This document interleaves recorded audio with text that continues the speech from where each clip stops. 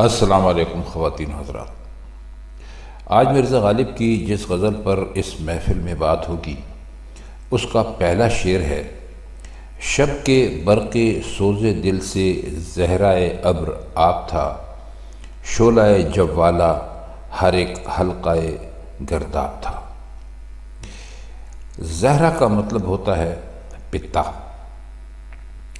اور شعلہ جوالا کہتے ہیں چکر لگاتا ہوا شعلہ۔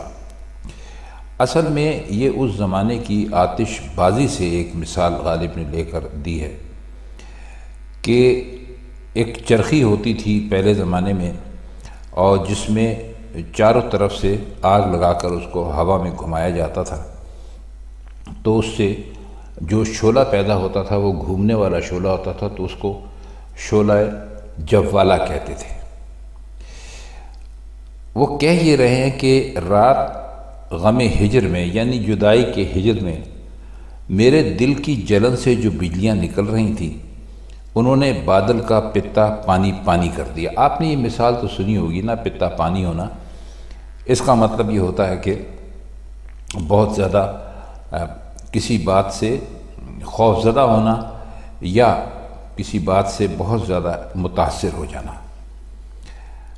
تو کہتے ہیں کہ اس کا نتیجہ یہ ہوا کہ ایک سیلاب آ گیا جس میں جا بجا بھنور پیدا ہو گیا۔ بھنور تو آپ جانتے ہی ہوں کہ کس کو کہتے ہیں۔ تو پانی کی جو یہ کثرت تھی،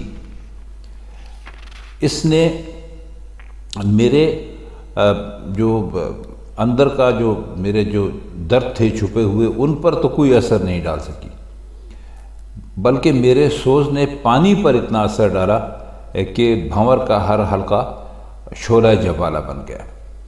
اب گرداب اور شعلہ جوالا میں جو انہوں نے جو اس کی شبیہ بنتی ہے یا تصویر بنتی ہے وہ گولائی پر ہوتی ہے۔ تو جس سوز دل نے پانی کو آگ کی شکل میں تبدیل کر دیا، حالانکہ پانی آگ بجھاتا ہے اور اس کی تیزی اور تندی کی تشریح کرنے کی ضرورت نہیں۔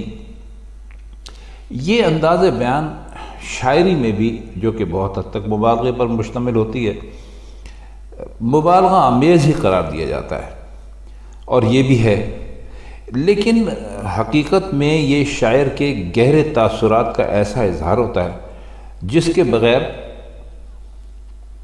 وہ اپنے حقیقی تاثرات سننے یا پڑھنے والے تک نہیں پہنچا سکتا۔ تو بس اس شعر کو آپ بھی ایسے ہی لیجئے۔ شعر دیکھیے کہ وہاں کرم کو عذر بارش تھا، انا گیر خرام، گریا سے یا پنبائے بالش کف سیلاب تھا۔ انا گیر کہتے ہیں باغ تھامنے والے کو، روکنے والے کو، یعنی آپ گھوڑے پر سوار ہو کر اگر جا رہے ہیں اور کوئی آپ کے گھوڑے کی باغ پکڑ لیتا ہے اور آپ کو جانے نہیں دیتا تو اسے انا گیر کہتے ہیں۔ اور پنبائے بالش کا مطلب ہوتا ہے تکیے کی روئی، روئی جو عام تکیوں میں بھری جاتی ہے۔ آج کل تو پتہ نہیں کیا کیا الا بلا تکیوں کے اندر بھرتے ہیں، تو یہ اس وقت کی بات ہے کہ جب تکیے میں روئی بھرتے تھے اسے نرم رکھنے کے لیے۔ اور کف سیلاب کہتے ہیں، کف کہتے ہیں جھاگ کو، کف سیلاب یعنی سیلاب کا جھاگ۔ اگر آپ نے کسی جگہ پانی کی سیلابی صورتحال دیکھی ہوگی، کسی پہاڑی علاقے میں ندی نالا، تو جب وہ تیزی سے چل رہا ہوتا ہے اور پتھروں سے ٹکراتا ہے تو ایک سفید رنگ کا مادہ پیدا ہوتا ہے جسے کہ کہتے ہیں کہ سیلاب کا جھاگ ہے۔ جھاگ تو نہیں ہوتا، وہ ختم ہو جاتا ہے ایک دم، لیکن اس کے ٹکرانے سے جب پانی ٹکراتا ہے تو ایک سفید رنگ پیدا ہوتا ہے، تو اسی کو کف سیلاب کہہ رہے ہیں۔ تو کہتے ہیں کہ محبوب مجھ پر مہربانی کا ارادہ کیے بیٹھا تھا، مگر ایک دم ہی بارش شروع ہو گئی اور اسے روانگی سے رک جانے کا بہانہ مل گیا۔ یہاں یعنی عاشق کے ہاں روتے روتے ایک تیز و تند سیلاب آ گیا اور اس کے تکیے کی روئی اس سیلاب کا جھاگ بن گئی۔ دیکھیے خواتین حضرات، یہ جو اشعار ہیں یہ دیکھنے میں تو ہمیں بہت یعنی ایسے محسوس ہوتے ہیں کہ سارا ہی جھوٹ بولا گیا ہے، لیکن اپنی بات میں اثر پیدا کرنے کے لیے، جیسا کہ ہم نے پہلے بھی آپ سے عرض کیا کہ وہ زیادہ سے زیادہ متاثر کن ہو، اس کا زیادہ سے زیادہ اثر ہو، تو شاعروں کو اس قسم کی جو باتیں ہوتی ہیں ان کا سہارا لینا پڑتا ہے، اور یہی مرزا غالب نے اپنے اس شعر میں کیا ہے۔ شعر دیکھیے کہ وہاں خود آرائی کو تھا موتی پرونے کا خیال، یا ہجوم اشک میں تارے نگاہ نایاب تھا۔ خود آرائی کا مطلب ہوتا ہے سنگھار کرنا، اپنے آپ کو سجانا سنوارنا، اور وہاں کہتے ہیں وہاں کے لیے وہاں استعمال کیا، اور یہاں کے لیے ہجوم اشک، ہجوم کہتے ہیں کثرت کو، اور اشک کا مطلب ہوتا ہے آنسو، اور نایاب کہتے ہیں کوئی ایسی چیز جو بہت ہی کم ملنے والی ہو، اس کو نایاب کہتے ہیں۔ تو وہ فرمائے رہے ہیں کہ ہمارے محبوب کو بناؤ سنگار کرنے اور بننے ٹھننے کے سلسلے میں یہ خیال تھا کہ بال بال میں موتی پروئے جائیں، اور غریب عاشق کی آنکھوں سے آنسوؤں کا طوفان اس انداز میں بہہ رہا تھا کہ نگاہ کا تار بھی گم ہو گیا تھا، یعنی نگاہ کچھ دیکھ ہی نہیں سکتی تھی، آنکھ کچھ دیکھ ہی نہیں سکتی تھی۔ اب پہلے اور بعد کے اشعار کی طرح اس شعر میں بھی غالب نے محبوب اور عاشق کے یہاں کی مختلف ایک دوسرے کی ضد کیفیتیں پیدا کی ہیں، اور کمال یہ ہے کہ ہر شعر میں دونوں کیفیتیں بحیثیت مجموعی ملتی جلتی ہیں، اگرچہ دونوں مختلف حالتیں پیش کر رہی ہیں۔ شعر دیکھیے کہ جلوہ گل نے کیا تھا وہاں چراغاں آب جو، یا رواں مژگان چشم تر سے خون نایاب تھا۔ اس کو خون ناب بھی لکھتے ہیں، شاید ہم نے پہلے کبھی آپ کو بتایا ہو، بہرحال یہاں پر اس کو خون ناب پڑھیں گے کیونکہ وزن کے اعتبار سے یہ یہاں پر یہی زیادہ درست ہے۔ وہ کہہ یہ رہے کہ محبوب نے نہر کے کنارے بزم عیش اور یہ جو بھی تھی وہ منعقد کی ہوئی تھی، اور ہر طرف پھولوں کے تختے نظر آ رہے تھے، گل گلزار تھا، اور پھولوں کا عکس پانی کی نہر میں پڑتا ہے تو معلوم ہوتا ہے کہ پانی کے اندر چراغ جگمگا رہا ہے۔ اس کے برعکس عاشق کے ہاں یہ نقشہ تھا کہ اس کی روتی ہوئی آنکھ کی پلکوں سے خالص خون بہہ رہا تھا۔ تو چراغاں اور خوناب کی مناسبت کی کوئی تشریح کرنے کی ضرورت نہیں، یہ بہت واضح اور بہت کھلا ہوا ہے۔ شعر دیکھیے کہ یہاں سرے پرشور بے خوابی سے تھا دیوار جو، وہاں وہ فرق ناز محو بالش کم خواب تھا۔ زیب بالش کا مطلب ہے تکیے کے لیے، یعنی باعث زینت، بالش کہتے ہیں تکیے کو، اور فرق ناز کہتے ہیں محبوب کا سر جس نے ناز اور نعمت اور لاڈ پیار کے سوا کچھ نہیں دیکھا۔ اور کم خواب، اسے کم خواب بھی لکھتے ہیں لیکن پڑھتے کم خواب ہیں۔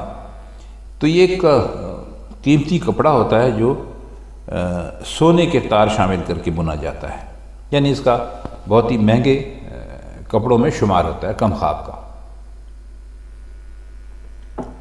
عاشق کی کیفیت یہ تھی کہ اسے نیند نہیں آتی تھی اور اس کا وحشت بھرا سر دیوار کی تلاش میں تھا تاکہ اس سے ٹکرا کر مر جائے۔ لیکن کہتے ہیں کہ محبوب کے ہاں تو بالکل دوسرا نقشہ تھا، تو وہ یعنی اپنا سر جسے ناز و نعمت اور عیش و نشاط کے سوا کچھ نہیں دیکھا تھا،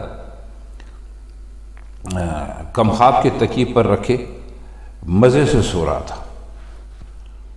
تو اس میں بھی ایک شکایت ہے، گلہ ہے۔ شعر دیکھیے کہ یا نفس کرتا تھا روشن شم میں بزم بے خودی، جلوہ گل ماں بساط صحبت احباب تھا۔ نفس سے مراد ہے ان کی سانس، اور بزم بے خودی کا مطلب ہے ایک ایسی محفل کہ جس میں آدمی از خود ہو جائے، اس میں کچھ اس کو ہوش نہ رہے۔ اور بساط کہتے ہیں، آپ شطرنج سمجھ لیجئے اس کو، اور صحبت احباب دوستوں کی محفل۔ تو عاشق کی بزم بے خودی میں اس کے سانس نے شمع جلا رکھی تھی، اور محبوب کی جو بزم تھی اس کا فرش پھولوں سے بھرا ہوا تھا، اور وہ دوستوں سے عیش اور نشاط میں مشغول تھا۔ لیکن اس طرف عاشق کے دل سے جو آگ اٹھتی تھی، اس نے سانس کو بھی آگ بنا دیا تھا، آتش بنا دیا تھا۔ اس لیے سانس عاشق کی مجلس بے خودی میں شمع بن گیا۔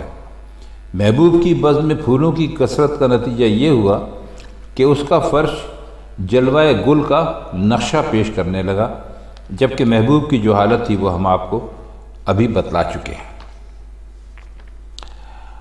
فرش سے تا عرش وہاں طوفاں تھا موج رنگ کا، یہاں زمین سے آسماں تک سوختن کا باب تھا۔